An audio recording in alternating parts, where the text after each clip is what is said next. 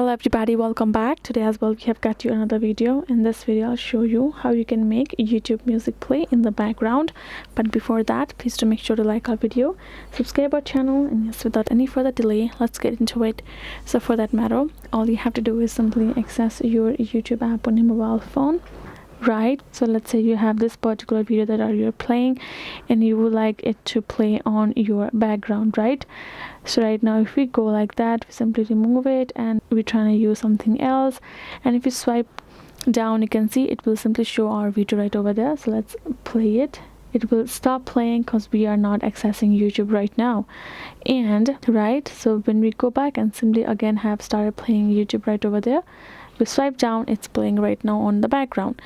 So the thing is, if you have been wondering whether you can do it or not, you can definitely do so. For that you have to simply get the YouTube Premium right after going to the settings and purchase a membership and tapping on this learn more for you to get the YouTube Premium. Upon doing that, one of the services YouTube Premium lets you have is playing the videos or songs or anything blocked on the background.